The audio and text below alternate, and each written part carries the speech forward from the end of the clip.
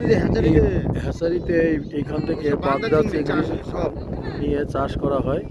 এই যে এরাই ধরছে, চিংড়ি মাছ ধরছে ফুল দিয়ে জাল দিয়ে, এরকম নৌকায় করে এই যে নৌকা করে তিনজন জার্মান কি 100 নৌকা দেখতে এই যে পাশ দিয়ে পরপর বাগদা চিংড়ি।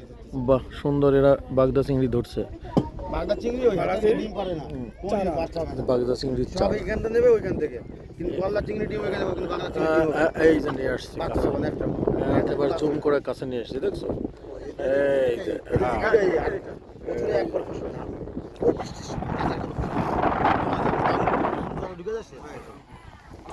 এখানে কোনো নেক্সট কোনো জীবিকা নেই।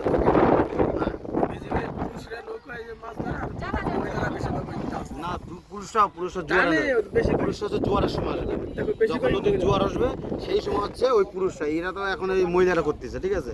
আর জোয়ারের সময় হচ্ছে পুরুষরা ধরবে, সব নৌকা নিয়ে নামবে, কয়েক হাজার নৌকা নেমে যায়। 300-400 টাকার কেস নিয়ে নেবে, ঠিক আছে চলো। না দাদা, 2-3 ঘন্টা টানে 300-400 হয় নাকি? সেটা একটা কথা, কারণ আমি ওই এদের দেখেছি তো, ঠিক আছে? অর্থ হয় না দাদা, বলতে হবে না দাদা। সারাদিনে এত পরিশ্রম হয়, 3 থেকে 400 টাকা ইনকাম, 3 থেকে 400 টাকা ইনকাম হয় সারাদিন। স্যার বলেন, কষ্ট লাগে। কষ্ট মানে তো আছে কটা, এর থেকে কষ্ট আরে জীবন দেবো, আছে আমি আবার সারাদিন চলে চলে। এসেছিলাম। কাঁকড়া, এরা খুব কষ্টে কাঁকড়াও ধরে। দেওয়াই নি, আমি আজকে ফিরছি, হ্যাঁ। দেখি দাদুর দাঁড়িয়ে আছে নাকি মুখে, দাঁড়িয়ে আছে। আজকে আচ্ছা বিকাল রাতের দিকে দেখা করে নেবো, রাতের দিকে যদি ফিরতে পারি, নাহলে সকালে, হ্যাঁ।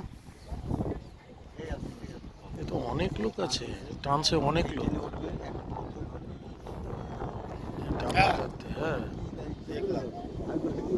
তবে ওরা কিন্তু জানে কোন জায়গা দিয়ে টানলে কিভাবে টানলে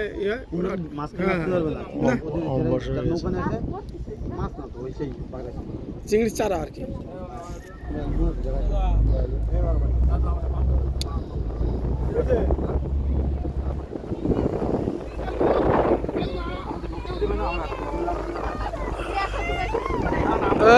এই মামা, ওদের বলো ফল দিতে সবাইকে একটা ডাব বকশিস।